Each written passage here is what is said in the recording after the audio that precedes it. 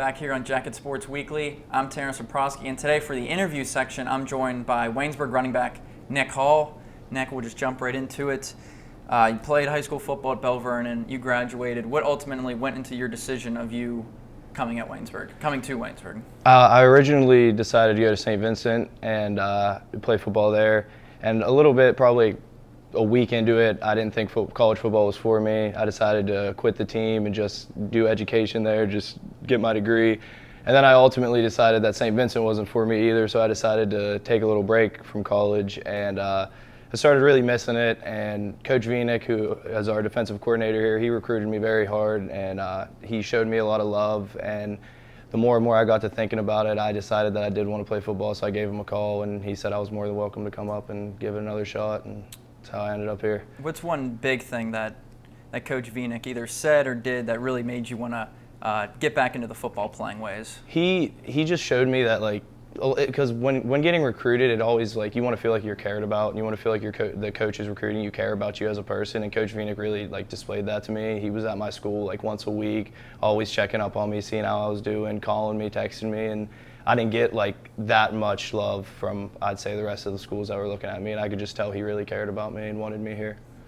And you didn't play a whole lot your first 3 years here. You've played a lot this year. You played really well this year. What do you think's been the difference for you to enable you to play more this year? I think freshman and sophomore year, I'd say I had like a lack of confidence in myself. I really didn't know if I was everything that I thought I was, and through my coaches and through a lot of work, I feel that they really gave me that self-confidence, and through a lot of the right play calling showed me the best way for me to run the ball and really get my best potential, I'd say. I think more this year than any other year, you guys kind of found a dynamic duo in the backfield with you and Yes, Justin sir. Flack. What has your relationship been like with Flack? Oh, we're super tight. We look out for each other when we're on the field. Like, if he's in the game and I'm on the sideline, they'll go out, do their drive. He'll come right out. Hey, how did this cut look? How did this cut look? And we'll go back and forth. And when I'm in the game, I do the same with him. So we're always looking out for each other. And we really just want to see each other succeed and all see the whole team succeed.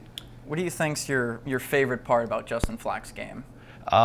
Just how aggressive he is. If he wants something, he's going to go get it, and you can tell by the way he runs the ball. He goes out there, and if he wants that first down, he's going to get it, and nobody's going to tell him otherwise. For yourself personally, if you could compare yourself to an NFL running back or a guy that you kind of try to resemble your game off of, do you have a guy in mind or anybody that you look up to? A lot of people after Saturday were giving me the Nick Chubb. That's what they were trying to tell me, but I wouldn't say that there's anybody that I really like base myself off of. I just try to always watch a variety of running backs in the NFL, college, and just like pick up as many tips and tricks as I can along the way. What do you think's your favorite part about being a running back? Taking that ball, seeing the hole go open like this, and just seeing green grass in front of you and taking it off, hearing the crowd cheer. It's a great feeling, being able to run behind an O-line and just really have fun. I feel like that's the biggest thing with running back, is like I have a lot of fun out there running the ball. So. And you mentioned the offensive line. That kind of brings me to my next point.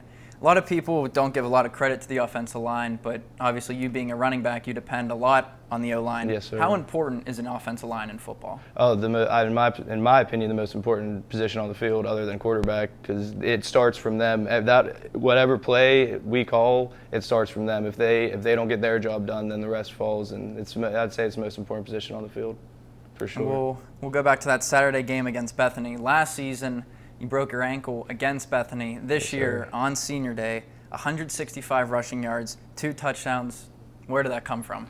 I honestly have no idea. I wanted revenge, I guess you could call it, after what happened last year. And my biggest motivation was like looking at people like Eric McDowell, Trey Carl, people that I've been with since my freshman year that was their last game at Wiley, and that really gave me a lot of motivation. I wanted to go out there and win that game more than anything. Even if I didn't succeed the way that I did, I just wanted to win the game.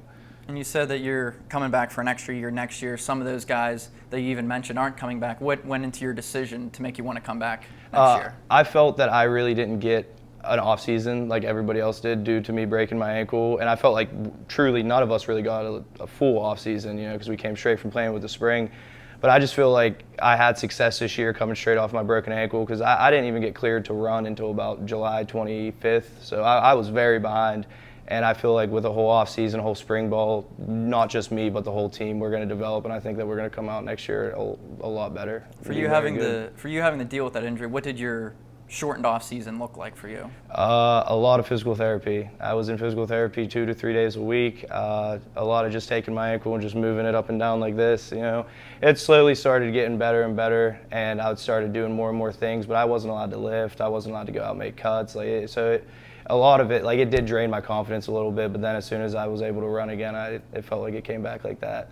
How much for you personally, being a running back, what's your balance between on-field drills and watching film? How much, do you do one more than the other, or is it more of a balance thing? I'd say it has to be 50-50. I'd say film is probably the more important side, because you do have to realize the defense you're playing and see the types of fronts that they're using, and watching that film and seeing the keys that they give off, it does really help you. But at the same time, if you can't do the physical skill, then it doesn't matter. And I feel like they're hand in hand. You need both.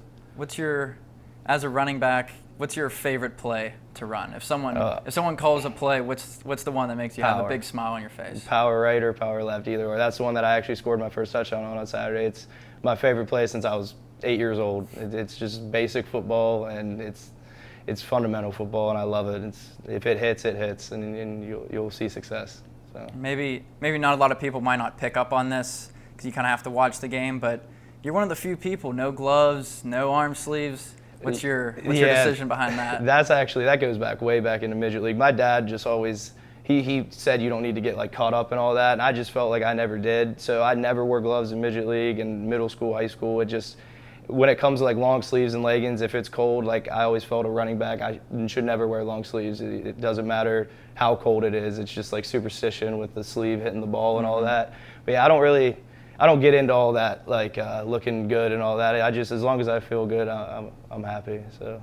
And you're going into the last game this season against W&J. It's obviously going to be a tough game. What's your mentality, and what's the team's mentality going into this week? I think the biggest thing is we got to not make it more than what it is, because at the end of the day, it is a football game. I think if we just get caught up in the whole rivalry, then we're going to not succeed as much as we want to. And at the end of the day, we all just got to go out there and do our job. We got to all go out and execute and give 100% effort until the fourth quarter hits 0-0. And whether it's a winner or a loss, you'll be happy with the results if you go out there and you give it your full effort. And I think we'll be happy with the results come Saturday. What has your practices been looking like this week, leading up to a high caliber game like W&J?